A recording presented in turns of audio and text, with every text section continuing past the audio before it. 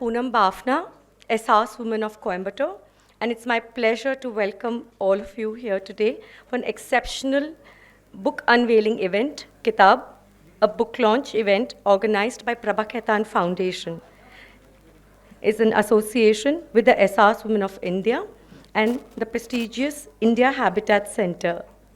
I thank the entire team of India Habitat Center for their meticulous support in this event. Today's impeccably curated gathering is to honor the latest literary masterpiece by Dr. Vikram Sampath. Meticulously researched, authoritative, and unputdownable. Dr. Vikram Sampath's book, Tipu Sultan, the Saga of Mysore's Interregnum, opens a window to a life and times of one of the most debated figures from India's history. It's an absolute honor to have amongst us today's chief guest, Honorable Minister of External Affairs, Dr. S. Jaishankar ji, Chair of the session, Ambassador Bhaswati Mukherjee, a special guest, Shri Pavan K Varma. Is he here? Yeah, okay. May we have a round of applause for the dignitaries, please.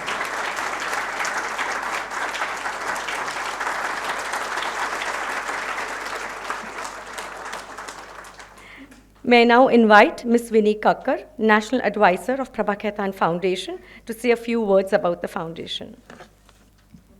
Good evening, and a warm welcome to everyone present here.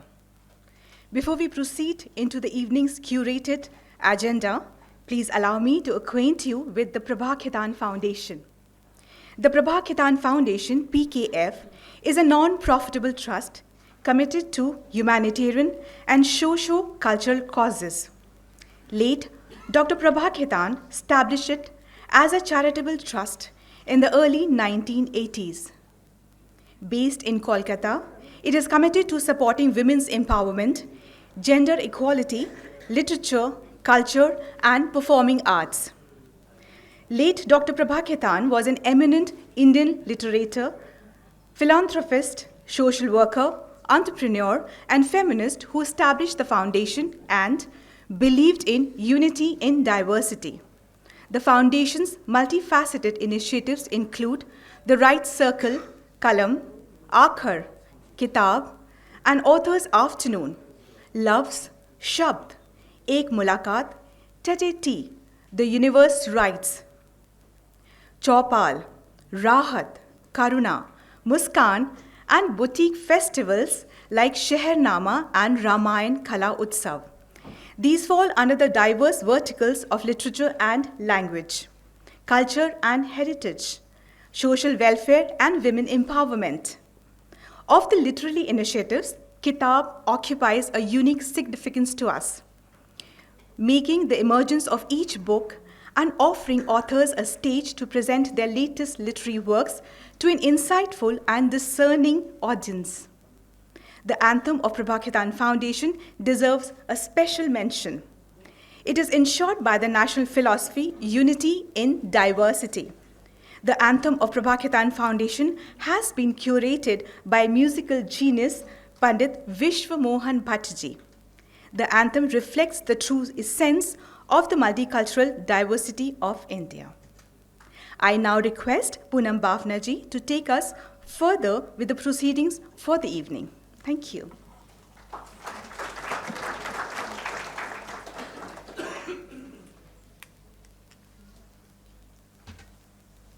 Thank you, Ms. Vinnie Kakkar. And I deem it my privilege to introduce today's chief guest, Honorable Minister of External Affairs, Dr. S. Jaishankar ji. While his remarkable accomplishments truly require no introduction, allow me the privilege of briefly highlighting his exceptional contributions. Dr. Subramaniam Jaishankar is India's External Affairs Minister since 2019. He is a member of the Rajya Sabha from the state of Gujarat. He was Foreign Secretary from 2015 to 2018 and served as Ambassador to the United States, China, and Czech Republic, and as a High Commissioner to Singapore for the period 2007 to 2009. He has also served in other diplomatic assignments in embassies in Moscow, Colombo, Budapest, and Tokyo, as well in the Ministry of External Affairs and the President's Secretariat. He was also the President, Global Corporate Affairs at Tata Sons Private Limited from May 2018. Dr. Jaishankar is a graduate of St. Stephen's College at the University of Delhi.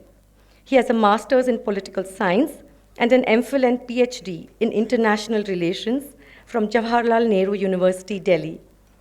He is a recipient of the Padma Shri Award in 2019 and has written widely acclaimed best-selling books, The India Way, Strategies for an Uncertain World, and Why Bharat Matters.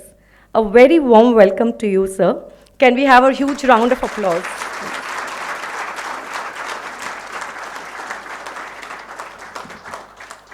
The chair for today's session will be Ambassador Bhaswati Mukherjee. Ambassador Mukherjee is a postgraduate first class in history from Delhi University and has a degree superior in French history and civilization from Sorbonne University, France. Ms. Mukherjee joined the Indian Foreign Services in 1976 and was India's ambassador to UNESCO, Paris from 2004 to 2010, and subsequently India's ambassador to the Netherlands, The Hague from 2010 to 2013. She was elected the first woman president of India Habitat Center in 2023. Calls for a huge round of applause. A prolific writer, she has authored 4 books. She's also published over 100 articles, columns, reports, and monographs in leading national and international publications. A natural orator, Ms. Mukherjee is a political commentator on TV and on Indian culture and civilization, the India-EU relationship, Brexit, India's interests in the Indo-Pacific, the chemical weapons regime, nuclear issues, and the changing contours of India's foreign policy, apart from security issues of concern to India. A very warm welcome to you, madam. Our special guest today, Shri Pavan K Varma. He is a writer, diplomat, and now in politics, where he was a member of parliament in the Rajya Sabha and earlier advisor to the Chief Minister of Bihar with the rank of cabinet minister. He is the author of over a dozen best-selling books. He has been India's ambassador to several countries, including Bhutan, director of the Nehru Center in London, official spokesperson of the Ministry of External Affairs, Director General, ICCR, and Press Secretary to the President of India. Mr. Varma was conferred an honorary doctoral degree for his contributions to the fields of diplomacy, literature, culture, and aesthetics by the University of Indianapolis in 2005. In 2018, he has also been conferred an honorary doctorate by Sri Sharda Institute of Indian Management for his book Adi Shankaracharya, Hinduism's Greatest Thinker.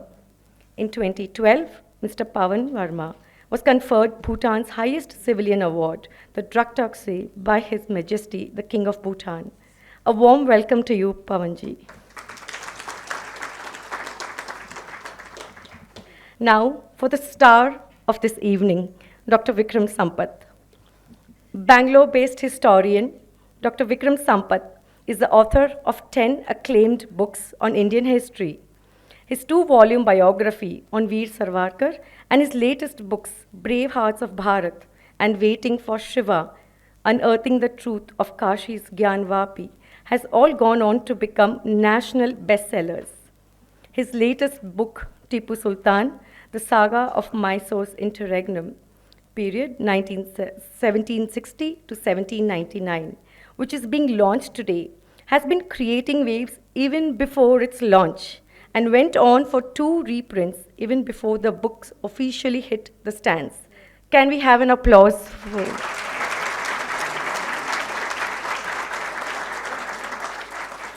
In 2021, Vikram was elected a fellow of the prestigious Royal Historical Society. He was awarded the Sahitya Akademi's first Yuva Puraskar in English Literature and the ARSC's International Award for Excellence in Historical Research in New York for his book, My Name is Gauhar Jan, The Life and Times of a Musician. The book has even been adapted for a play, Gauhar, by Lilith Dubey. He was among the 4 writers and artists selected as writers in residence at the Rashtrapati Bhavan in 2015. Vikram has a doctorate in history and music from the University of Queensland, Australia, and was a senior research fellow at the Nehru Memorial Museum and Library, New Delhi, for the period 2017 to 2019. He was also a fellow of the Aspen Global Leadership Network, Eisenhower Global Fellow, and a visiting fellow of the Viscount Club, Berlin. Currently, he is an adjunct senior fellow at Monash University, Australia. He is the founder of the Archive of Indian Music and the Foundation for Indian Historical and Cultural Research that fosters new scholarships in Indian history and curates Earth, a Culture Fest. Heartiest welcome to you, Dr. Sampath.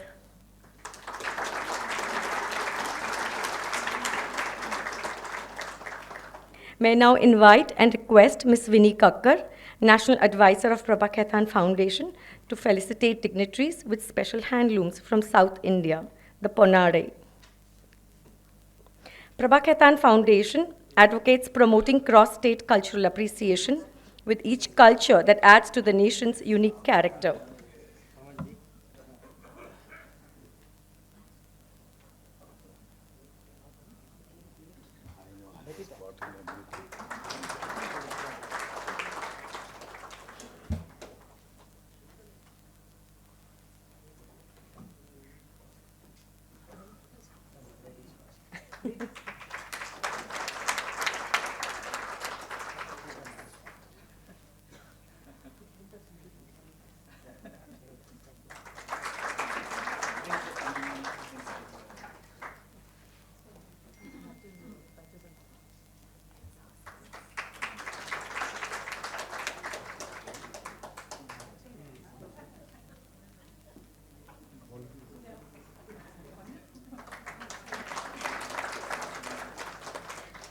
May I now request Dr. Vikram Sampath to gift his previous books to the Honorable Minister.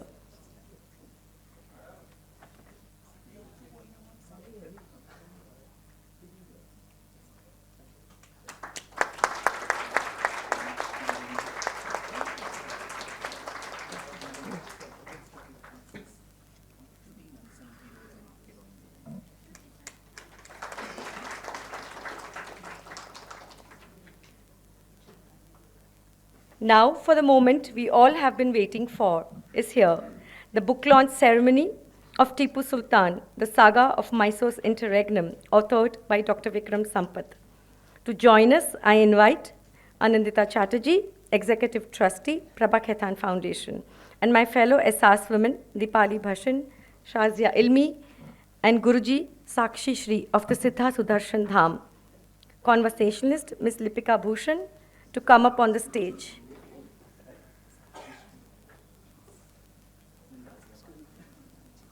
Yes.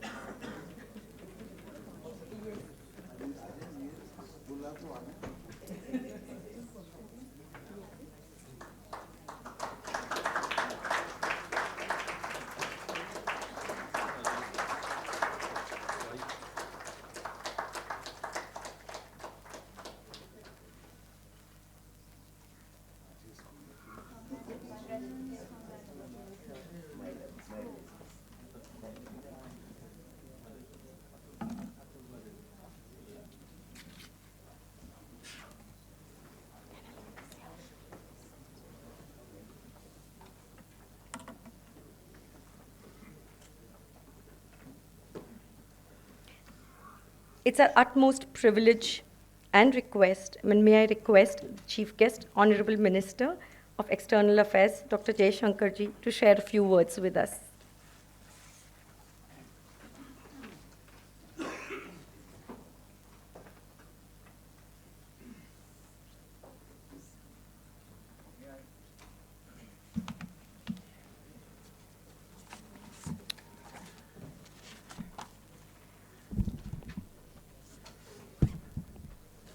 all my distinguished friends on the dais, including the author. Dear friends, I'm really very, very pleased to join you all today at the launch of Dr. Vikram Sampath's book, Tipu Sultan, the Saga of Mysore's Interregnum, 1761 to 1799. Let me begin by conveying my felicitations to the author for yet another significant contribution to a better understanding of our past. Indeed, to the publishers, Penguin Vintage, to the Prabha Khaitan Foundation, and of course to the India Habitat Center, without which this evening would not be possible. About this book. To call this a biography would be a serious understatement, because it is something very much more, capturing not just the flavor of a fast-moving and a complicated era, but offering insights into politics, strategy, administration, sociology, and even diplomacy. It is both granular in its detail and creative in many ways in its spirit, making the reader a fly in the wall in Tipu Sultan's palace. There is an honesty as well as an objectivity, I think, in Vikram's approach. And I suppose in this case, that would not have been entirely easy. In fact, if you ever have an American edition to this book, I would suggest the subtitle, Everything You Ever Wanted to Know About Tipu Sultan But Were Afraid to Ask.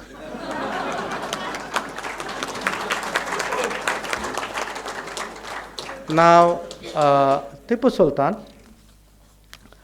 by any standards, is actually a very, very complex figure in our history.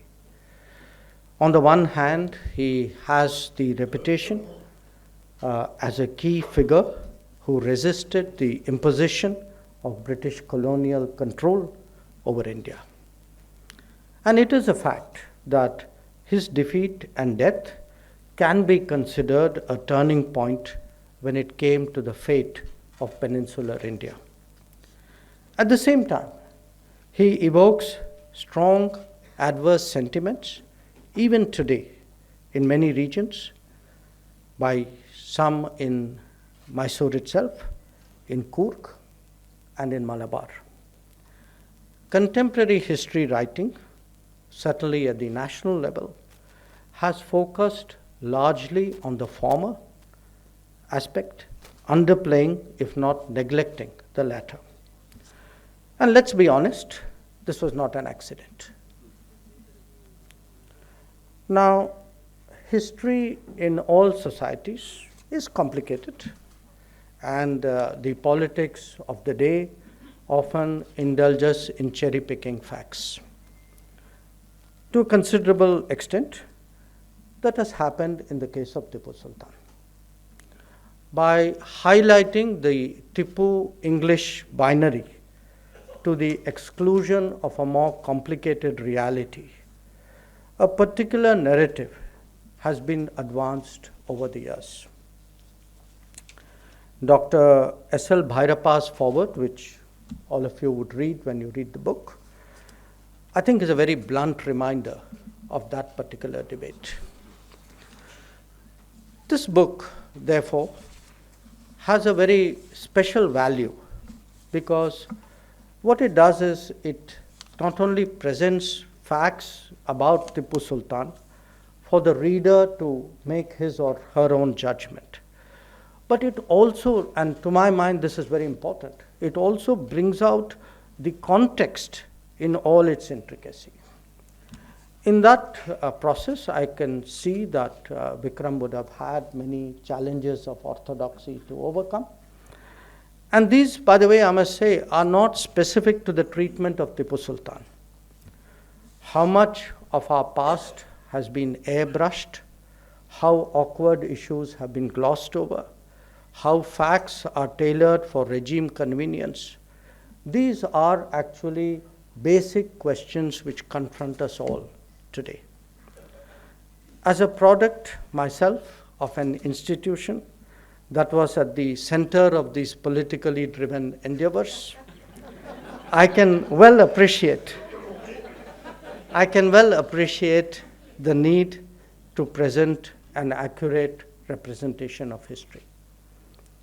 In the last decade, the changes in our political dispensation has encouraged the emergence of alternative perspectives and balanced accounts.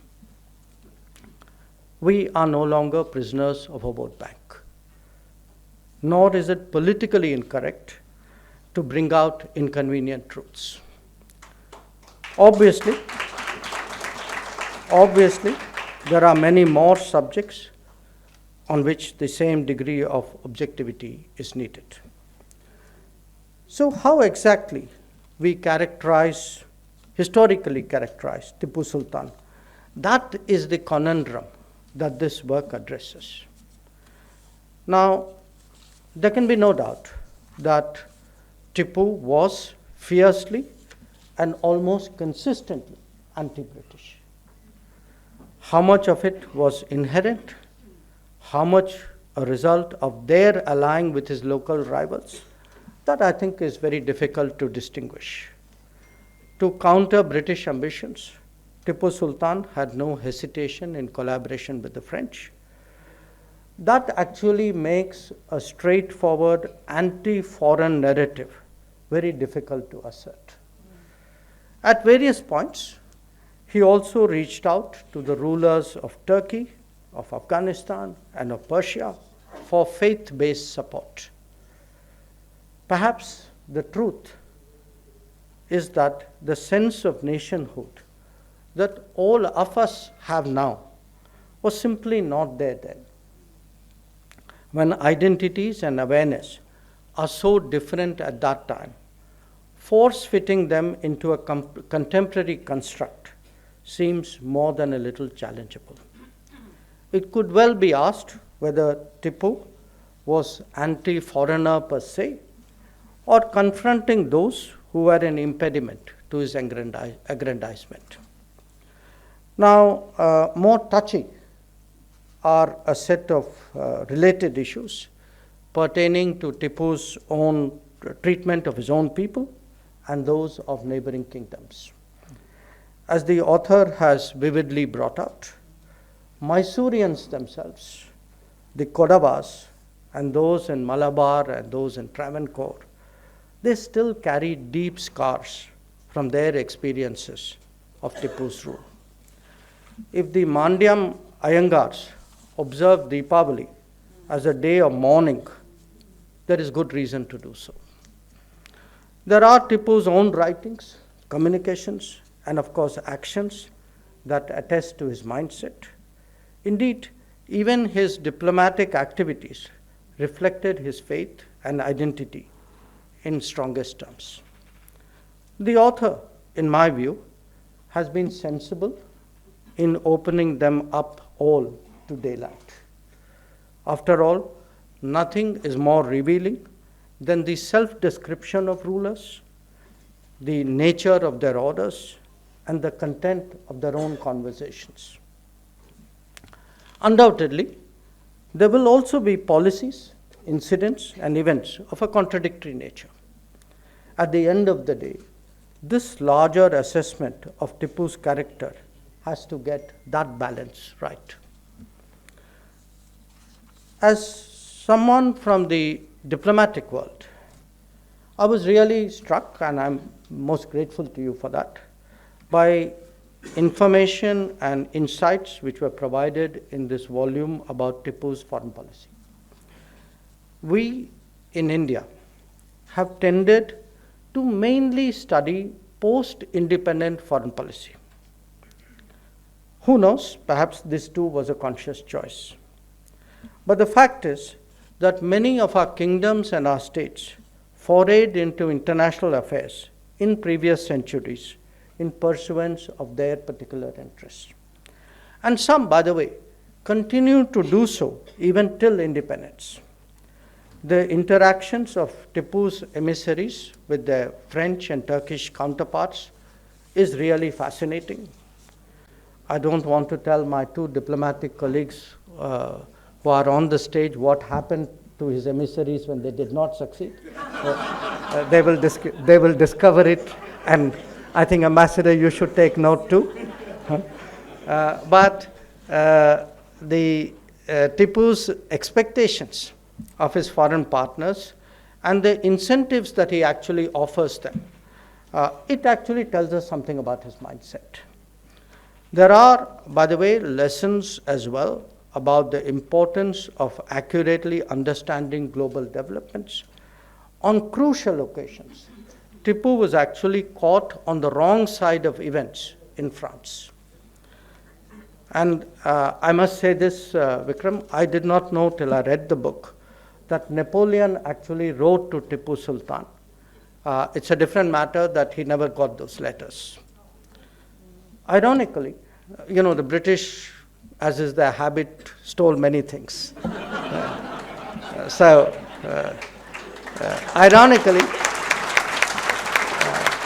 Ironically, Tipu's own fate was decided largely by diplomacy, since the British created such an all-encompassing coalition. That he was left so friendless at the end should itself be a cause for introspection.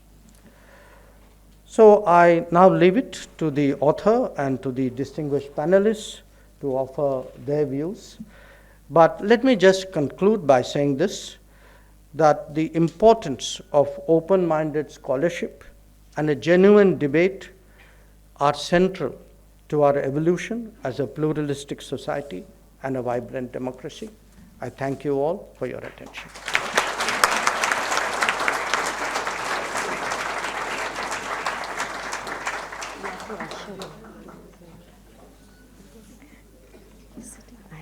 You have to get up anyway. Thank you, Honorable Minister, Dr. Jaishankar ji, for your encouraging and assertive words. May I now request the Minister to take the seat in the audience, please.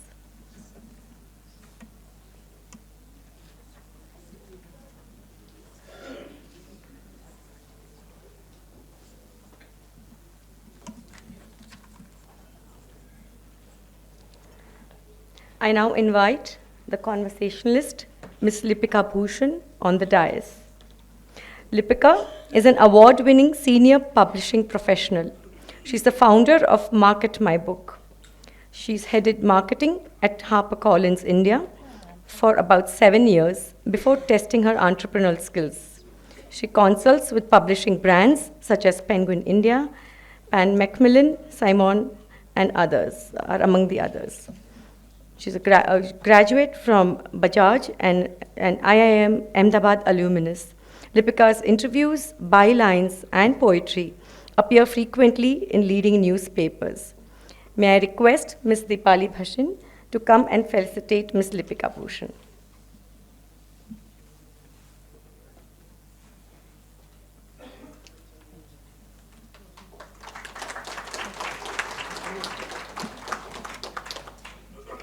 I now request Ambassador Bhaswati Mukherjee, chair of today's session, to present her opening remarks and set the stage for today's much-awaited panel discussion.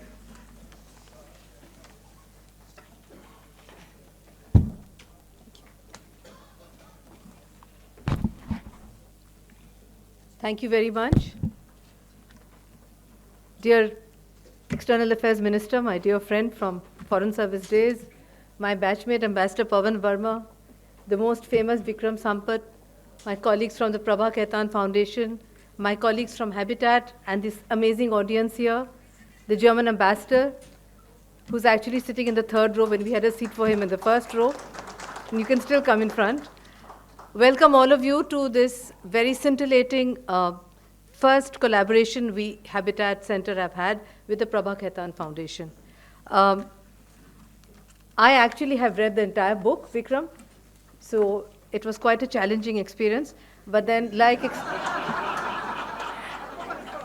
my friend, the External Affairs Minister, we have this annoying habit of actually reading the entire book from cover to cover when we come before a book launch with such an eclectic audience. I'd like to first begin by saying, as a student of history, that the 18th century in India was one of its darkest phases. It marked its decline from prosperity to conflict and impoverishment. And Vikram's book is an example of how narrative history should be written and how it was not written in the past.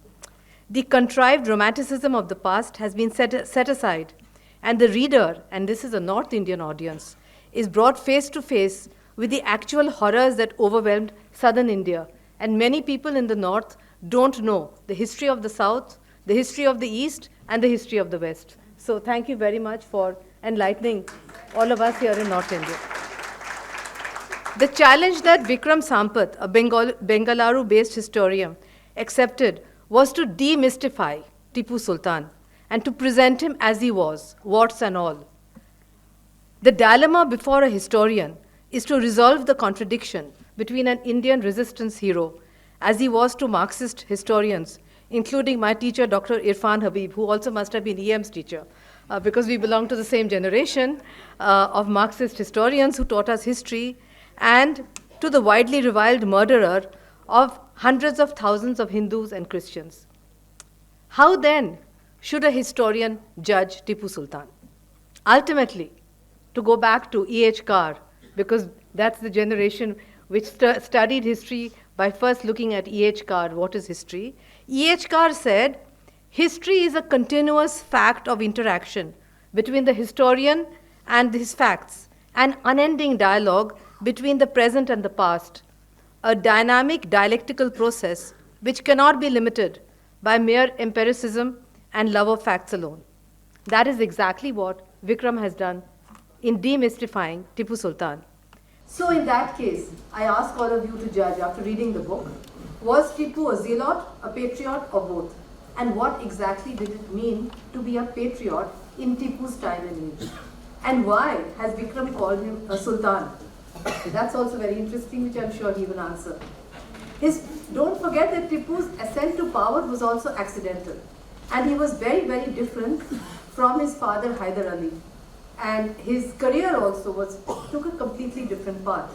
Finally, I'd like to say that unlike his father, Tipu got his kingdom on a platter. It was all there for him. But in a diabolical war thirst, he launched lethal attacks on Malabar, Mangalore, Travancore and Coorg, and left behind a trail of death, destruction, mass conversions, and desecration of religious places of worship, which people in those areas have never forgotten, and which people in other parts of India, particularly North India, are just beginning to discover. Hello, time to smell the coffee and to understand what our history was. Finally, I'd like to say that I would say that Tipu Sultan is one of the most debated figures in India's history.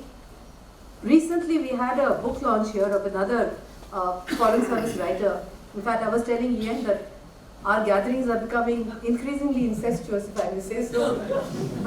Since we have so many Foreign Service authors and presenting their books. This particular book by Rajiv Dogra on autocrats, where he did not include Tipu Sultan, and I will tell him that when I go home.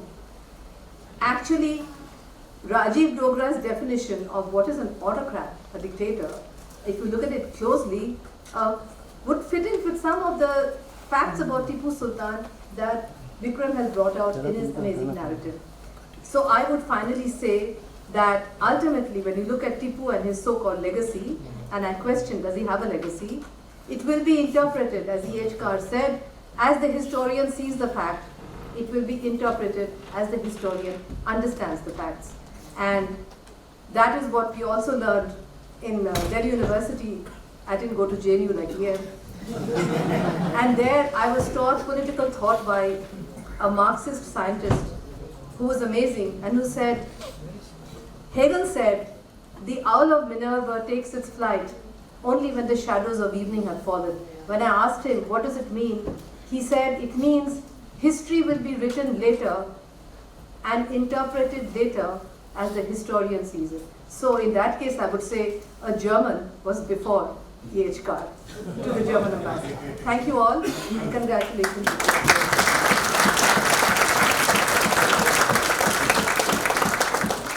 Everybody. I've had the privilege of knowing Vikram for several years now. On the front of me, and I'm actually trying to speak after a person who's probably more popular among the young than me. Almost all the Instagram memes would have him with those laser eyes.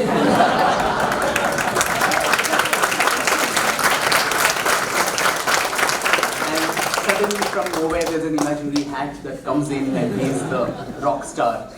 So I'm sure a lot of things you said today, sir, will also make their way to the Instagram memes. And that's how Gen Alpha, is it? That is the latest generation who consumes this material. I'm glad at least that will give them a segue to read this 900-page book otherwise. So thank you very much, Dr. Jaishankar, for taking time amidst what I know is a grueling schedule. Traversing across countries, and I know that gave you an opportunity to go through this book over several flights, as you mentioned to me. He even knew that I had acknowledged my Guru, Sakshi Shri Maharaj, in the acknowledgements. When I tried to introduce them, he said, yes, I know him, I've read about him. So thank you so much, sir. And thank you, Bhaswati ji, for such a brilliant opening remarks. I think you summed up the entire predicament that we as historians face today. And Ambassador Pavan Varma ji, who's been a very dear friend. We've been on several television debates, usually on the opposite sides of the spectrum.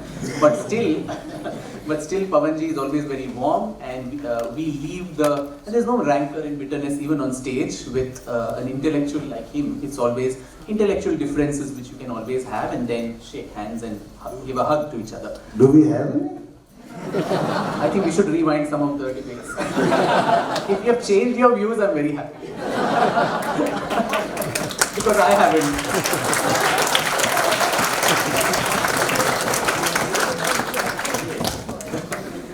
And a deep thanks to Prabha Khaitan Foundation, which has always stood by me and supported all my endeavors, to the Habitat Center and this wonderful audience. I'm so sorry that the room fell short for many of you. Some of you could come in the front and actually see it yourself. It looks bad to see so many of you standing. So what was your question? How do I do it? I went into the vote of thanks before starting the opening remarks.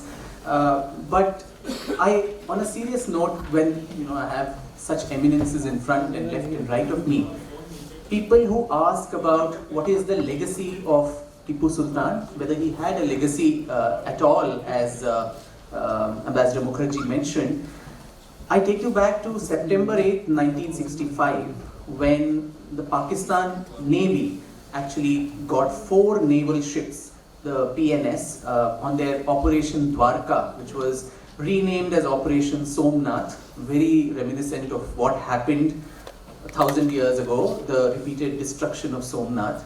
And the 5 Pakistan naval ships, PNSs, were named PNS Babar, PNS Shah Jahan, PNS Jahangir, PNS Alamgir after Aurangzeb.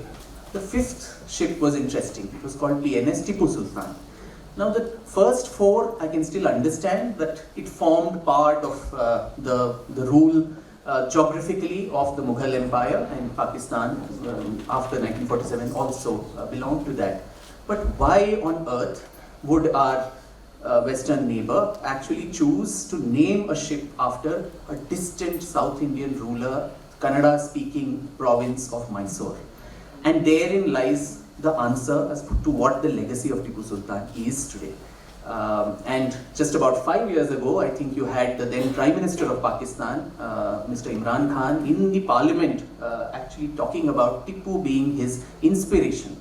And that he would actually try to emulate Tipu's life. I hope he knew the whole history as to how Tipu met his end eventually on the 4th of May 1799 amidst a heap of dead bodies, literally people trying to clear the way to find his dead body. I really hope. Isn't that happening today in Pakistan?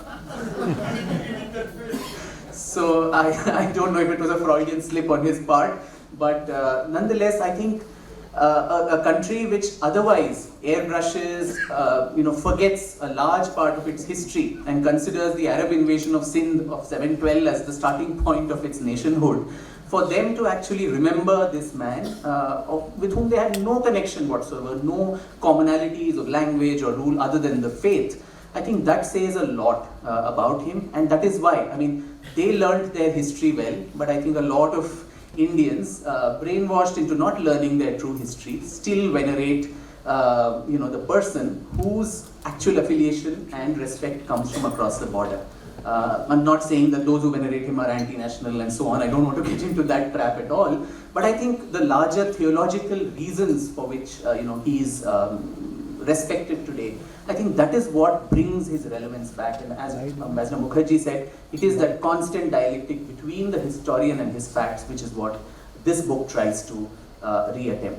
And in a very perverse way, I must say that my entire foray into writing, into historiography was thanks to Tipu Sultan. I must have been a boy of about 12 or 13 years of age when I must make a serious confession that I hated history in school. And almost all the time I used to be seen like some of those people there outside class kneeling down, and the maximum punishments I got was also for history. And at that time, if some of you, the older generation here would remember, there was this very popular serial in the only channel that we all saw and had, Doordarshan, The Sword of Tipu Sultan, produced by Sanjay Khan, in which he played the lead role. And if you remember, to show Hyder Ali and Tipu Sultan in a very exalted manner, the Wadiyar rulers, the Hindu Maharaja and the royal family, from whom these people usurped the throne, and hence the subtitle Interregnum. I assure you it has nothing got to do with the person who has given the endorsement on the top, Dr. Shashi Tharoor, and to have a word which you cannot understand or pronounce. Interregnum is an intermission or an interval in a span where a normal government is overthrown and a usurpation occurs. These 40 years, and to highlight Hyder and Tipu, the Maharaja was shown in a very, very poor light. I'm sure some of you remember he was shown like this obese retard who was dancing with the court dancer, Aao Nartaki, main tumhe dikhata hu kaise nachna hai, and all that. And then you had the Maharani, the very sagacious Maharani Lakshmi Ammani, shown like this vamp from one of those Ekta Kapoor serials, constantly conniving, conspiring against Tipu. And if you remember, there was also a fire that broke out in the premier studios in Bangalore, and Sanjay Khan's face got burnt because of that. He had to have some plastic surgery to come back and act. And a lot of Kannada media, and people in the media love to, bring out very juicy stories. And so the normal things that came out was this was the curse of the Wadiyar, and for showing him in that poor light, he actually got his face burnt. So as a young boy who otherwise hated history, I don't know what happened to me there. I was observing and imbibing all of these things. My family had nothing to do with Mysore. I'm half a Tamilian, half a Maharashtrian. But on a quest of self-discovery, completely self-initiated, self-motivated, and more importantly, self-funded for an otherwise, lower middle class family which was just trying to eke out its livelihood. This Mysore bug that bit me at that time, I don't know what destiny has in store for you at times. After that, every vacation meant going to Mysore as a 13-year-old boy, trying to rummage the archives, meet members of the royal family, archivists, some old-timers, never with the intention to write a book or become a historian or anything. It was just, as they say, swanta sukhaya, for your own pleasure, and I think the joy of discovery that research brings. And I was putting this all together in the form of a logbook or so for private use. And this madness then actually expanded to 10 long years, where from that one king and queen, the interest expanded to the entire dynasty of 600 years. They were one of the longest reigning royal houses of India. And as Ambassador Mukherjee said, the south of India is a black hole for most people, especially in the north. And I was aghast to know that there was not a single book written in the modern times which covered this entire span of 600 years. The Wadiyars laid the foundation of what modern Karnataka is today. If Karnataka is a progressive, cosmopolitan, and cultural osmosis that it had, many first to its credit, industrial revolution, it was thanks to them. And it is a shame that we did not have a book, written on them. And Toni Morrison had said that if there is a book that you want to read and it hasn't been written yet, you must be the first one to write it. And so that is how, very serendipitously, this Splendors of Royal Mysore, the untold story of the Wadiyars, my first book, came out in 2008. I was still juggling a corporate career then, and I thought this is a one-book wonder, and I'll go back to my very boring corporate job, calculating profit and loss of some American company and dying someday without not even anybody in the street knowing about it. But thankfully destiny had other plans. But even there, this 40-year period, I think really fascinated me. Because that was the real, as you said, making and also the unmaking of India. Because after that, the collapse of India to British colonialism was steady. And so I really wanted to zoom in and write another book only on this father and son. But there too, lots of things happened. So I was 26 or 27 years of age when this first book came out, and lots of lectures I was giving about it. There was one talk in Bangalore, my hometown, where I was talking about this interregnum period on Hyder and Tipu. And I was actually, quoting letters written by Tipu himself. Go to Calicut, destroy so many temples, convert 4 lakh Kafirs, and also gloating about all this as medallions that he wore, of achievement. And while I was doing that, I was just quoting him. And as Dr. Jaishankar said, he wrote so copiously, so you don't have any scope for ambiguity. You hear it straight from the devil's mouth. In such a scenario, a very a civilized audience like this, suddenly a section of them broke out into protests, and I think to test Tipu's rocket technology, some of them made paper rockets and started throwing it at the podium, and the organizers got very harried. They were not as efficient as Ambassador Mukherjee's foot soldiers here, so they immediately aborted the lecture. I was ushered away to the green room. And my poor father was sitting in the first row, and some Tipu fan club or someone came to him and thrust a pamphlet in his hand and said, if you have an only son and if you want him to live long, please ask him to mind what he writes and speaks. And so obviously that we don't have any political ambitions, we don't know how these things work, so it caused quite a furore at home.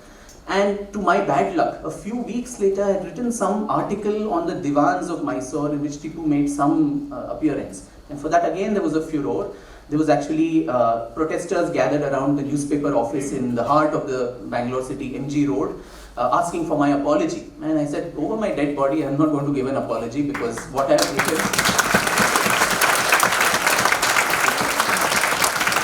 is based on facts. And the editor of the newspaper actually told them that we'll give you double the space to counter him. But obviously these were not the kinds who wanted to indulge in any kind of intellectual counter. And so they had to do something, so they said, can we burn an effigy? So they actually went ahead and burned one effigy. And the editor actually sent me a picture of that, and I actually, in those days, the only social media we all used was Orkut. So that was my Orkut profile for a long time. And I was thinking, okay, nazar utar gayi, so many people burning your effigy, all the bad eye is gone. But my mother didn't take it too lightly, because she kept very poor health. And as I said, this was new territory for all of us. We thought historiography is exposing the truth. We didn't know the landmines, the sharks that exist there. And so she kept such poor health, and she said, if you want me to live long, please, you make a promise to me that you will never talk about Tipu Sultan in public ever again. And I actually kept my promise to her, and till she was alive. I sadly lost her in 2018. And after that, I thought the promise made to a person is infructuous when the person herself is not there. With the hope that from whichever heaven she is in now, she'll be blessing me against any unintended bigotry or consequence or any paper rockets or anything else that comes my way. So I think there was a lot of suppressed emotions. Dil ki bhadas nikalni thi, of 15 years of being told not to talk about him, not to write about him, and I would blame that for these 900 pages of an outpouring of 15 years of suppression.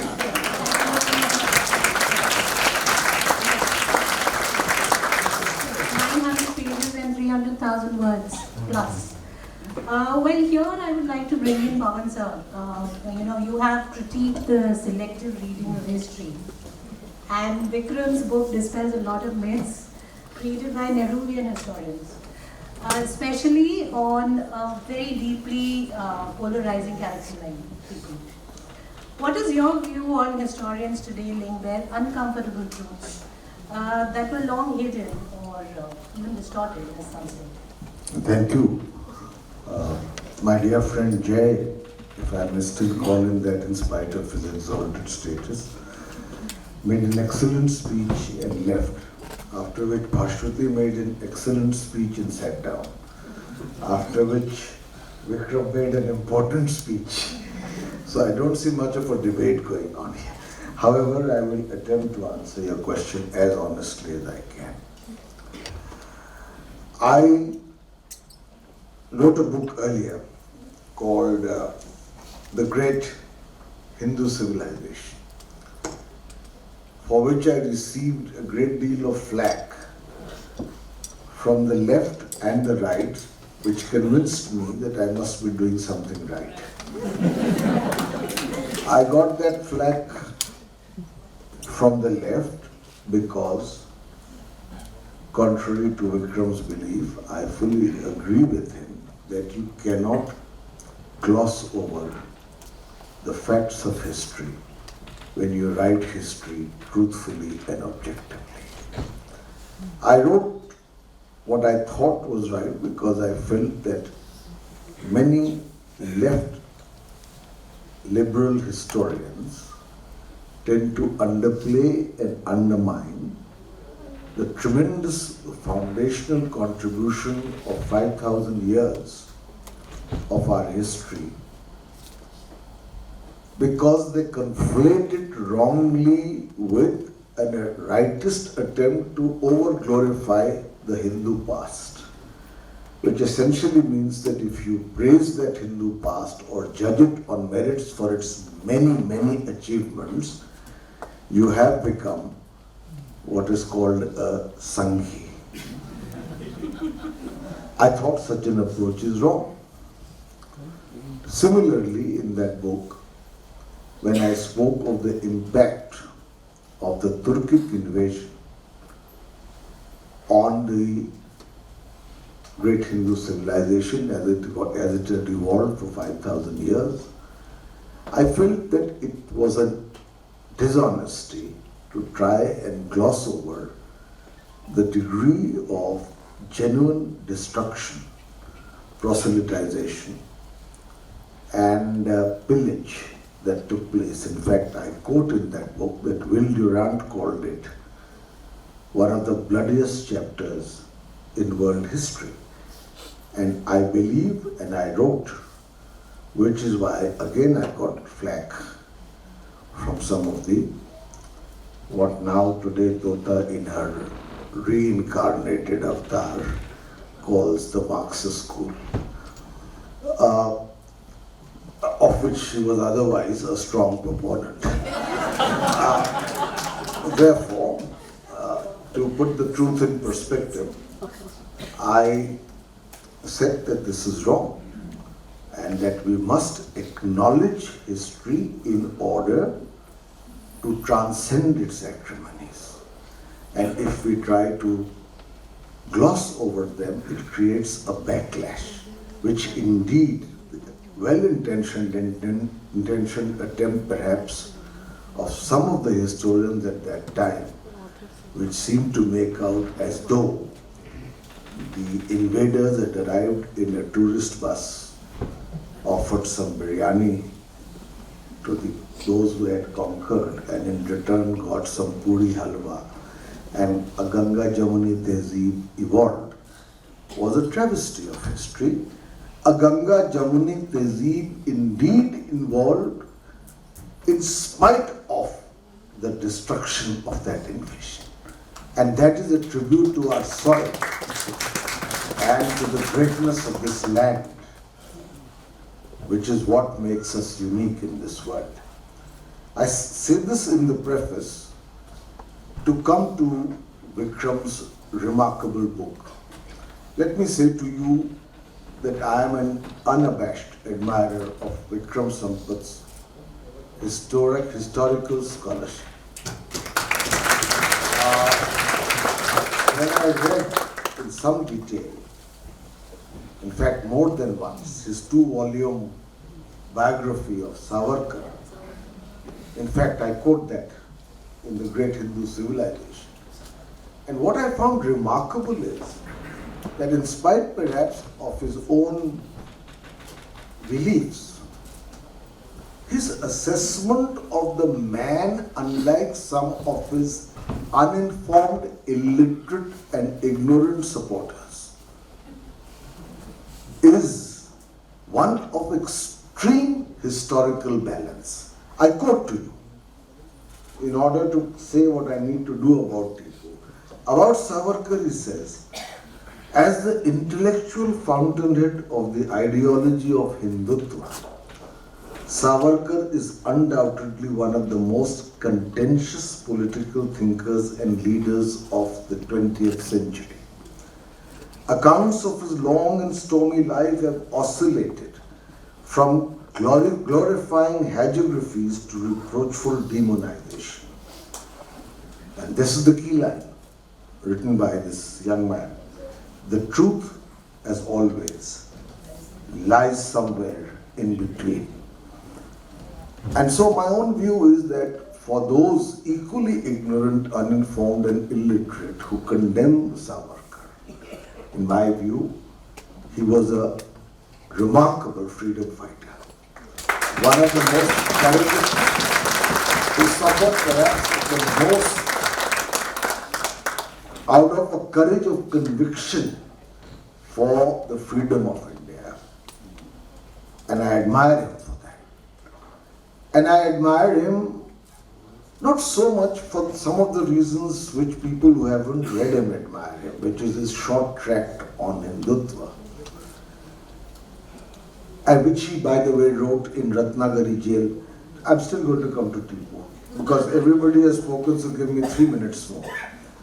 And because you have to give a context to this remarkable book. Savarkar wrote that tract in Ratnagiri jail after close to 12 years of Kala Pani, of which more than half was spent in solitary confinement. And he wrote that tract while he was still in house imprisonment in Ratnagiri. And he wrote that tract at a time when, in my view, Gandhiji, perhaps for well-intentioned reasons, but which I believe were misplaced, was supporting the Khilafat movement. The Congress was trying to underplay the massacre of the Moplas in Malabar. And there were already voices from the Muslim League asking for a division of India on the lines of faith. It was in that context that he wrote that 3 or 4 page tract, which he later in many of his writings diluted. I admire Savarkar much more for his forward and progressive thinking. I think there are only 2 men of the freedom movement, Mahatma Gandhi and Savarkar, who spoke so courageously about the need for reform within Hinduism. He called them the 7 fetters, Saat Bediya, Beti Bandi, Vyavasai Bandi, Sparsh Bandi, Roti Bandi, none of which is given importance to today, but a short 4 lines are. Therefore, why I am saying this as a preface is, a historian like Vikram sets things in perspective. And let me say to you, where Tipu Sultan is concerned, while a contentious figure, I have no doubt, irrespective of comparisons, every person, my first book was a biography of Mirza Ghalib. You cannot judge him in every respect by the standards that prevail today. And you cannot judge many Hindu texts of great importance, including Tulsidasa's Ramcharitmanas, by the standards that sometimes prevail today. You are a context of your times. Tipu Sultan, in my view, was a courageous opponent of British rule, for which the British feared him.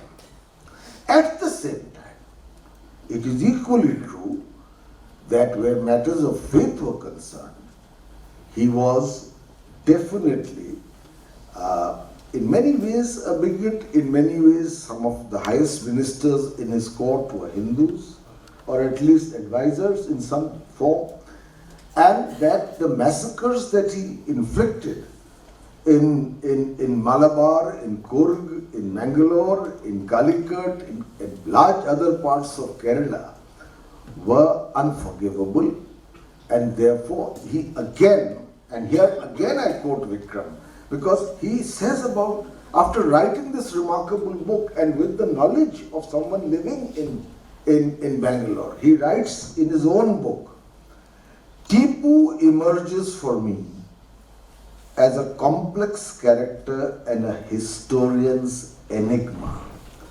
one who defies easy compartmentalization. While then writing critically about some of his completely unwarranted massacres on the basis of faith, he says, at the same time, erasing some redeeming features of his character and life is also being disingenuous with history.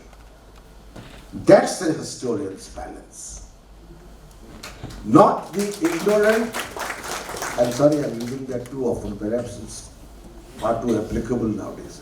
That is his riposte to those, by the way, whom he's critical of, who see history in black and white polarities, either absolutely good or absolutely bad. And historical characters are not that. And Tipu also must be judged in that light. Ultimately, you must understand, Tipu, the Nizam, the Marathas, if Tipu collaborated with the French, there were enough people in the Marathas, including some whose survivors are important today, even in the current government, who collaborated openly with the British. So let us not pass hasty judgments. And it's a record of history. Therefore, those were troubled times. And ultimately, the real puppeteers were the British. Their legacy is still being contested by those whom they used, and creating divisions in our society when they used Tipu, they used the Marathas, they used the Nizam, they used the Peshwas, and used them all ultimately to prevail themselves over a series of warring factions, each of whom at some point or the other was their ally. After all, Tipu called Lord Cornwallis his best friend, even though he had a tiger that was found in his palace, which is still in the museum, which you describe in some gruesome detail. So, the short point I want to make is, and I say short because I got an opportunity to speak last after two distinguished people gave speeches and sat down, is that I admire Vikram's historical objectivity. And I think this book should be read from that perspective, rather than to be read from the point of view of oscillating between eulogization and demonization. Thank you so much.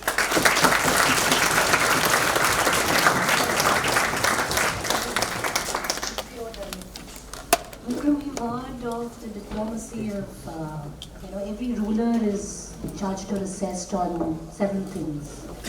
We have had Dr. Jaishankar talk about the diplomacy of Tipu.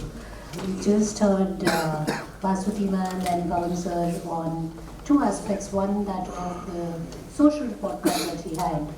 And the fact that, but there is also the aspect of his military policies. And I think that is something I would like you to also touch upon. But before that, I wanted to ask you, because your books usually also capture a lot of emotional, turmoil which is happening. And in this case, especially with 1/3 of the book dedicated to his father and the father-son relationship, it was not a very cordial relationship.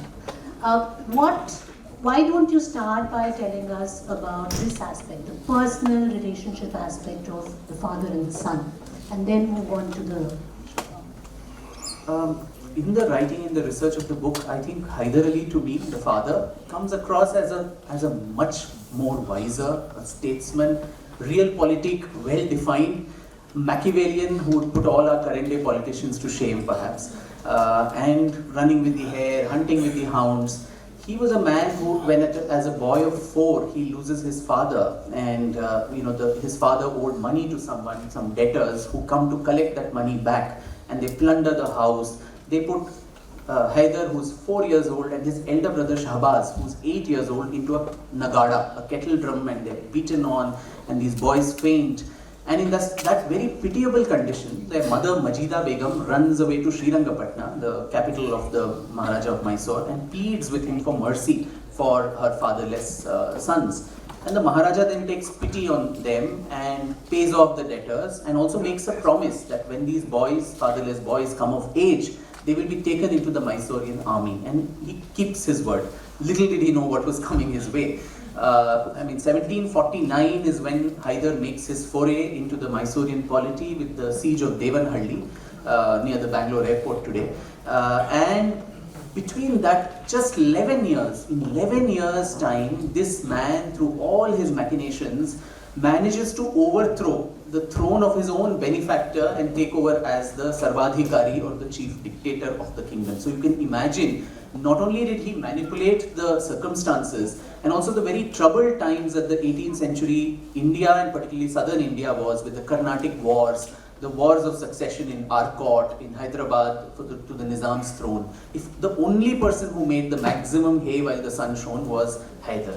So as you said, he got the kingdom on a platter, but this kingdom that the son gets, and Hyder was actually illiterate because of his troubled childhood. The only achievement of his, literary achievement of his life, was to learn to sign the first alphabet of his name, which was her.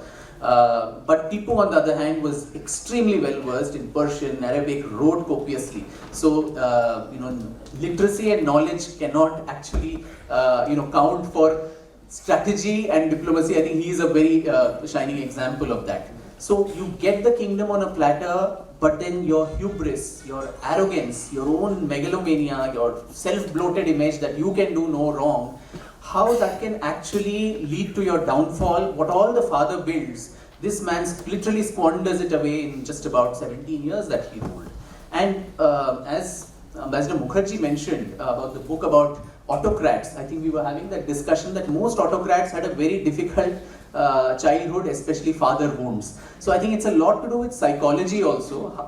Fathers perhaps, who are very strict, as was the case with Hyder. There are numerous instances, I quote, where once right in the middle of the battle with the Marathas, called the Battle of Chinkurli, Hyder is so incensed with Tipu's intemperance, he takes a cane and literally whacks him hard in front of everybody. And he's a young man of 20, 21. Imagine what it could have done to his, mental makeup. He throws a tantrum, he dashes his sword and his turban and says, "To hell with you and your war, I'm not going to fight with you anymore."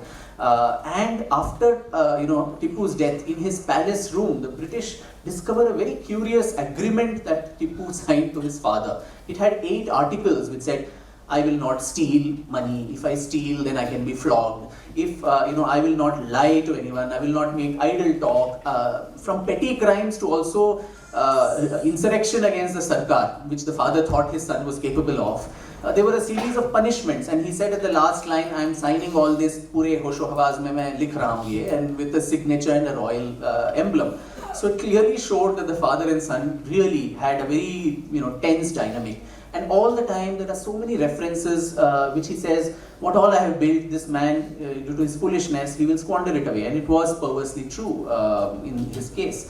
And Hyder, because he had usurped the kingdom from a Hindu Maharaja who was his benefactor, a largely Hindu majority population, he was clear that his ends was only power. He didn't care about the faith and so on. Outside Mysore, there were conversions, but within Mysore, he let people do whatever they pleased, as long as he had the power.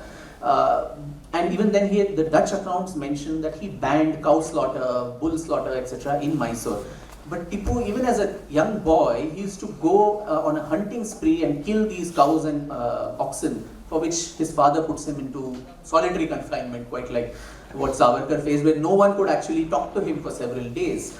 And those seeds of bigotry, I think, were sown in his mind as a young boy. Now, Haider did not know to read and write, so he puts the Maulvi in charge of the education. He doesn't know what is going on. After 2-3 years, there's a mock examination where he says, "Batao, let's see what all you have learned." And he's aghast at what the son has learned, and he loses his temper, he dismisses the Maulvi and says, what kind of nonsense and religious bigotry have you put in my son's head? If he learns only this, he will grow up to become a good mullah, but he will not become a great ruler. And so I think those early days of germination of ideas, which were very, very much rooted in religious theology, that was something that happened in his childhood. And even someone like William Kirkpatrick, who translated these letters, he says those children who get a lot of corporal punishments from their fathers particularly, I think they grow up to become, they can't brook the smallest of dissent. For every mistake, it is blown out of proportion, and they, I think, redeem this by punishing others. So I think don't you think it's too generalized a theory? I'm not a psychologist, but I did consult a psychoanalyst because Tipu's dreams also. I mean, a lot is said. I don't know what is the reference to, which is whose father is being referred to. I have no clue. My father has been a good one. Though he gets these threat letters on my behalf. But, even from that age itself, when you're growing up to this, and in Tipu's case, he also had a very strong-headed mother. Haider, who was so brave with the British, apparently he had a mortal fear for his wife. And so he would rush to her chambers with trepidation, and she was very good at, tongue lashing and so on, and he would get such a, earful, and he would come out running quickly, and he then used to sit with his male buddies and drink and body jokes and lewd remarks, and he would say, "I can face the British sword, but not my wife's tongue." And so I think a dominating mother who also controlled who her son will marry. So Haider had a choice for Tipu to marry, but she prevailed and said, "You marry some other girl." Of course, Tipu married both, but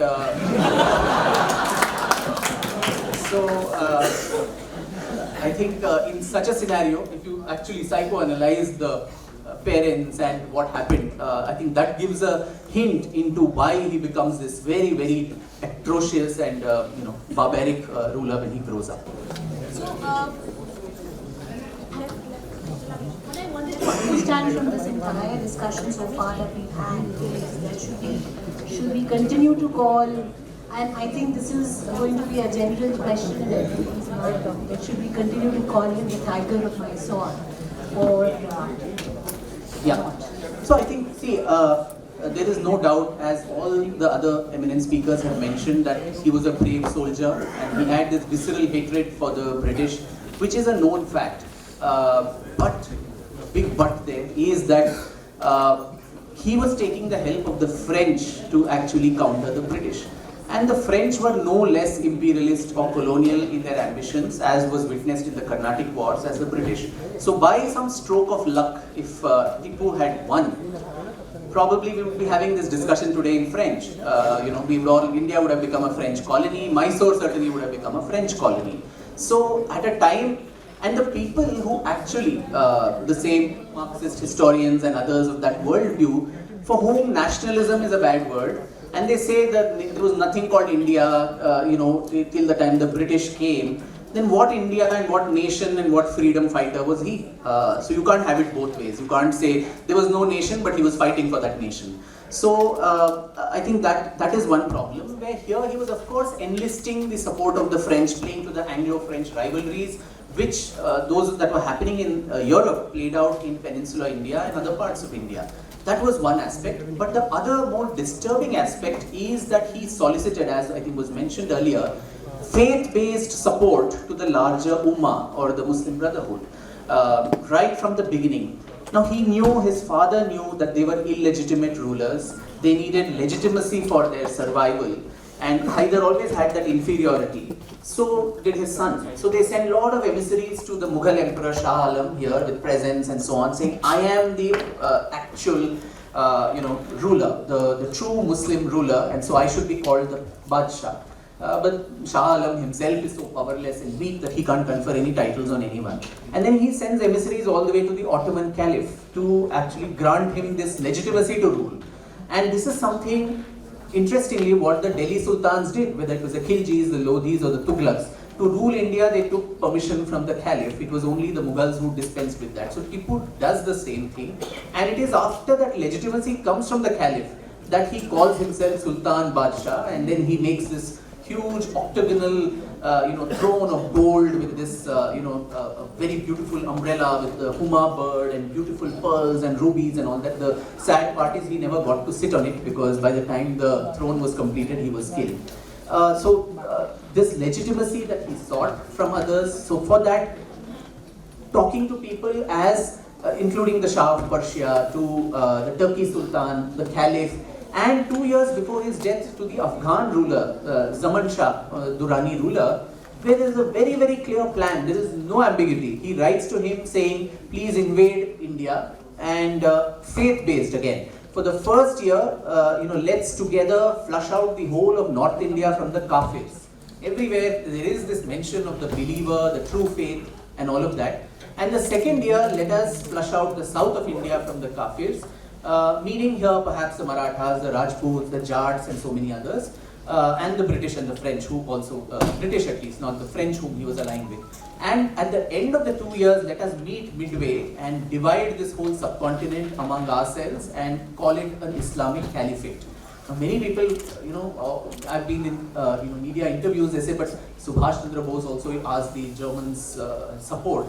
But I don't think at all that he was looking to make this a German colony. So here you had very clear ambitions of either French colonialism or an Islamic caliphate. So had he by some stroke of destiny won, I think the color and texture of India today would have been completely different.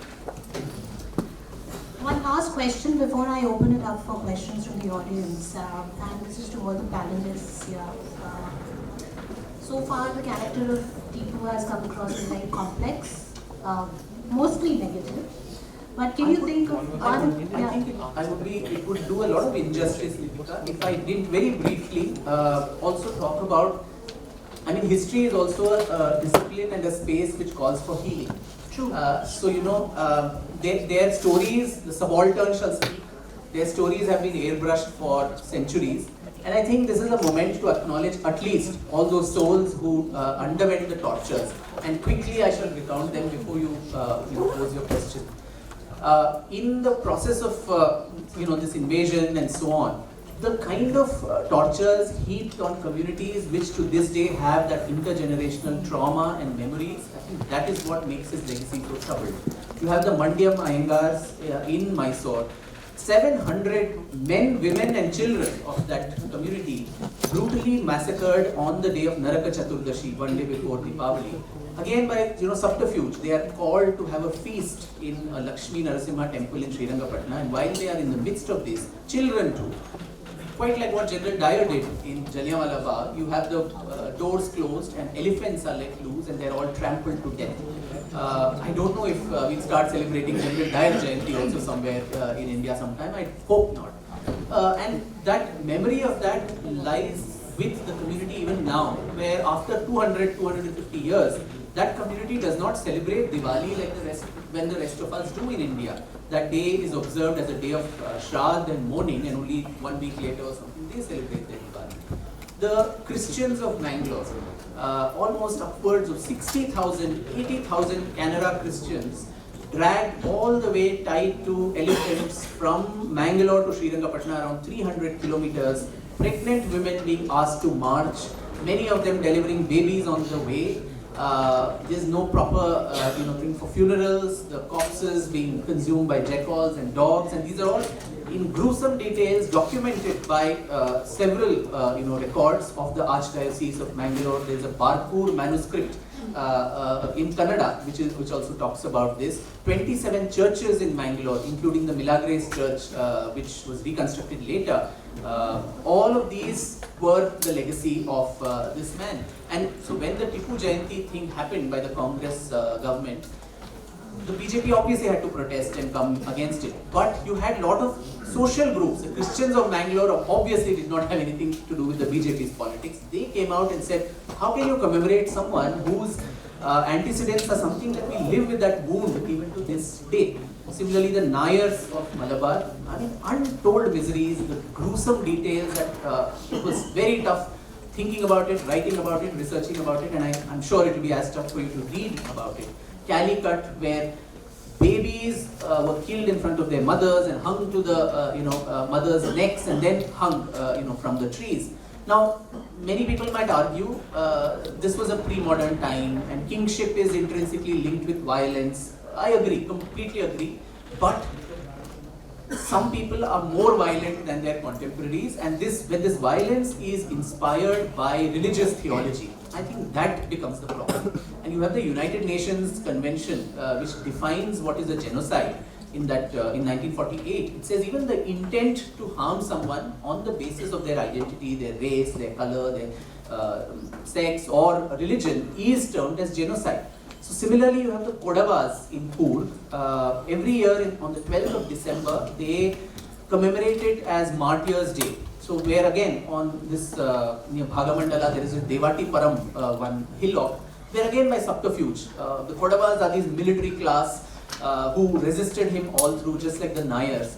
And these people are tricked into a negotiation. They all come unarmed, and then they are literally stabbed in the back, and again thousands and thousands of them killed. There's this Nectre Kere in Mangalore, which gets its name because of the red color of the blood that started flowing there. And the Kodavas, they have visceral hatred for Tipu. Even in Kerala, a lot of, sorry to say, but dogs are addressed by that name because of the hatred that they have for him. So I think this apple cart that gets upset in society when to appease communities or to whitewash and airbrush. History, as I said, offers that space to heal. Nothing can be done. The perpetrator, the victim, both are dead and gone. That responsibility does not lie on any community of today, which I preface again and again. But at the same time, communities of today should not valorize and hyphenate themselves with such barbaric people. And to appease yourself, to make that palatable to today's communities, and worse, for political reasons, to deny that. Forget justice, forget healing. The insult that is, the injury that is added to the insult is to say these things never happened. This is all exaggeration. I think that does a lot of disservice. And I think this is an occasion when you at least say that these things happened. I'm sure those souls which are so troubled for 200 years, somewhere they'll get their closure and probably say, okay, that's all I wanted, that at least people know our story.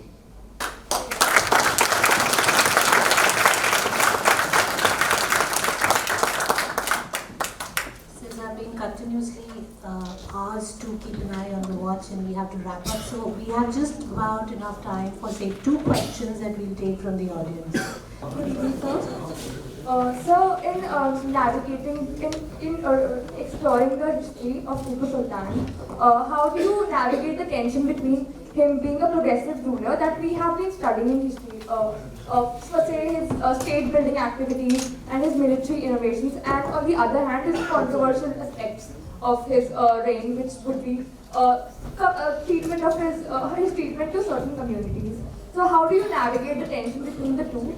And how do we view such historical leaders, not just Tipu Sultan, but the others in today's world and age? Like, how do we, as a student, we would either characterize a person as negative or positive. So how do we navigate? Like, how do we characterize them? Thank you, sir. Good evening. Thank you for this wonderful book. Should I stand up? No, that's okay. No, I think it's. You rightly said we should not airbrush history. We have to learn from history. I mean, Tipu has betrayed his own benefactor. Bangladesh, we gave them the independence and the country, and they are killing Hindus. So when will we Hindus ever learn to do the right thing?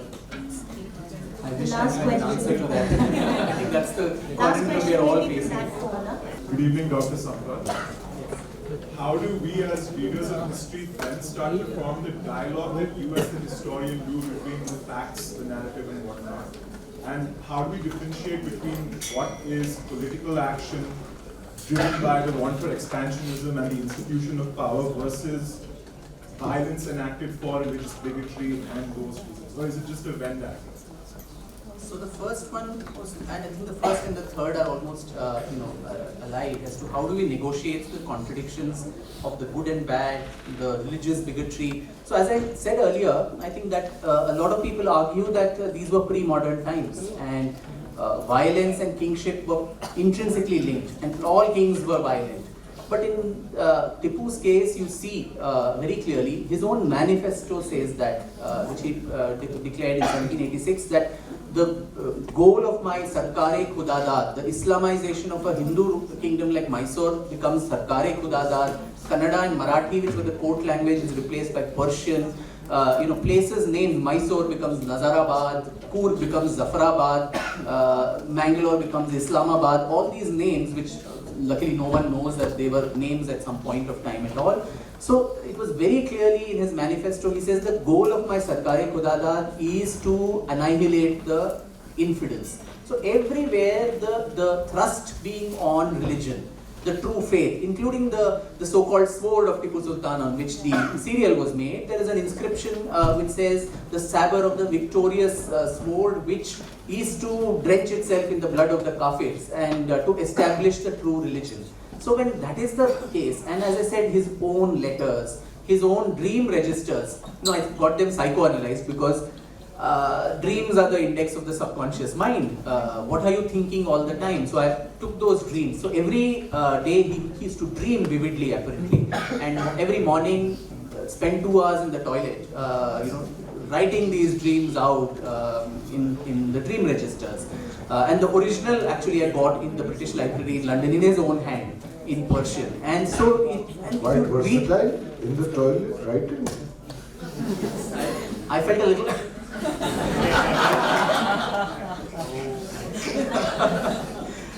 when I actually had to touch it, I said, okay, this has been written in very difficult circumstances, so I don't want to. But then if you actually translate and read, of course, Girish Karnad has made a Dreams of Tipu Sultan, which is something totally opposite to what the original dreams are. They're full of violence. Suddenly Prophet Muhammad or an angel appears and says, go so far, destroy this church, destroy this temple, kill them. So the psychoanalyst actually told me that this is a man who's consumed by hatred. It's also almost like self-combustion, you're so full of hatred, so full of toxicity that you self-combust. So when his own letters are there, when his own letters he writes and gloats as medallions of honor, saying that these are the crimes I have committed. When crimes are considered as virtues, what is the scope for ambiguity? And then to, of course, everybody, Hitler also loved his daughter, he was a vegetarian. You can go on, you can look at good and bad in every human being, but Hitler would be finely known for what he did, the horrendous Holocaust of the Jews. So there are redeeming features of his character, the rockets of Mysore, which he brought about. Agricultural produce was increased, non-interest-free loans given to farmers. Roads also, they were built in Kerala so that his cannons and his horses and elephants could go. And they were just built so much as to let these heavy artillery go there, and most of them fell into disrepair after that. So they are even called that Tipu Road or something there in Kerala. So this being the case, I would err on the side, where very, very controversial legacy. But when you use that in today's politics, I think that becomes the problem. Just to valorize someone because of someone's faith and for contemporary politics, I think that is a very, very problematic issue in my mind. Thank you. Vikram, there have been such questions by youngsters, and one can understand that the dilemma. And not even among the youngsters.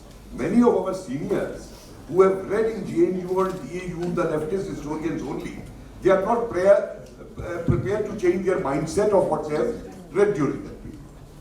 Now, as a task of historian, I faced it last week. when someone was praising Gandhi very much to the hilt of his non-violence, I asked him one question that will come relation to your Tipu Sultan. I asked him one question. I said, do you remember what Gandhi had said on the murder, killing of Swami Shraddhanand in 1926?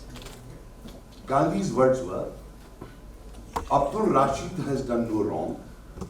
What he has done is to defend his religion. I will like to plead his case in the court.